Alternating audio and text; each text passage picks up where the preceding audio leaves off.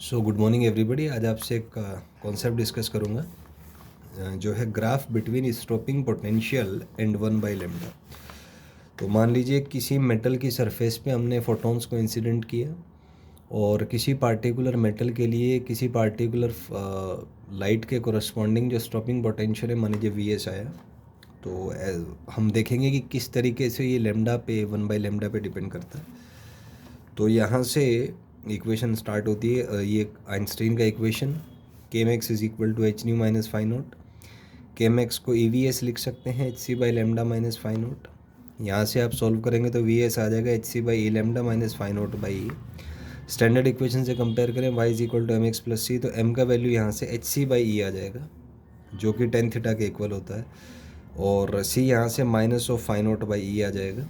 तो अगर हम ग्राफ ड्रॉ करें तो V0 वर्सेस 1/λ का ग्राफ एक स्ट्रेट लाइन होगा, और ये जिस पॉइंट पे इंटरसेक्ट करेगा वो होगा 1/λ0, जो कि थ्रेशोल्ड वेवलेंथ ऑफ जो मेटल हमने यूज़ किया उसका है, और इसका जो इंटरसेप्ट है वो minus of phi naught by E आ जाएगा। ये हम यहाँ से देख सकते हैं।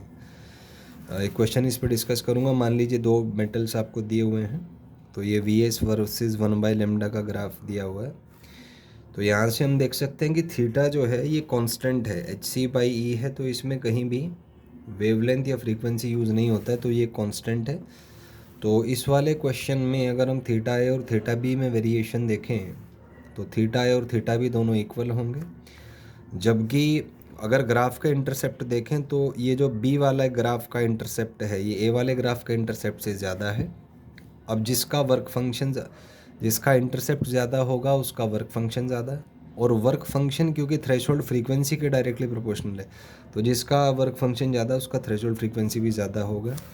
अब वेवलेंथ और फ्रीक्वेंसी इन्वर्स रिलेटेड है, तो जिसका फ्रीक्वेंसी ज़्यादा उसका वेवलेंथ कम होगा। तो यहाँ से इस तरीके से एनालिसिस देखी जा सकती है। आइए क्वेश्चन और डिस्कस करेंगे। इसमें ये 3 डिफरेंट मेटल्स के लिए है। ये है मेटल 1, मेटल 2, मेटल 3 1/λ, और ये इसका यूनिट है 10⁻10 मीटर इनवर्स। तो इसमें पहला क्वेश्चन आपसे पूछे थ्रेशोल्ड वेवलेंथ ऑफ 1, तो इसका कोऑर्डिनेट 3 है, यूनिट है 10⁻10 मीटर इनवर्स, तो ये 3 × 10⁻1/λ का वैल्यू आ जाएगा। तो यहाँ से लैम्डा आप निकाल सकते हैं।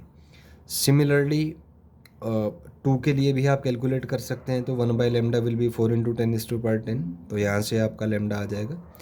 उसके बाद है वर्क फंक्शन। तो वर्क फंक्शन में हमें रिलेशन पता है कि phi naught is equal to hc/λ0। तो यहाँ से अगर आप कैलकुलेट करेंगे hc/λ0 से, तो यहाँ से आप वर्क फंक्शन के वैल्यूज़ जो हैं वो कैलकुलेट कर सकते हैं। अगला है फ्रीक्वेंसी। तो थ्रेशोल्ड फ्रीक्वेंसी हमें पता है, frequency is equal to c/λ। c का वैल्यू 3 × 10⁸। लैम्डा हम सब ने यहाँ पे कैलकुलेट कर लिया, तो ये यहाँ से थ्रेशोल्ड फ्रीक्वेंसी आ जाएगा। इसका यूनिट सेकंड इनवर्स, और इसको हर्ट्ज भी आप कह सकते हैं। तो इस तरीके से आप इनके वैल्यूज़ को जो है कैलकुलेट कर सकते हैं।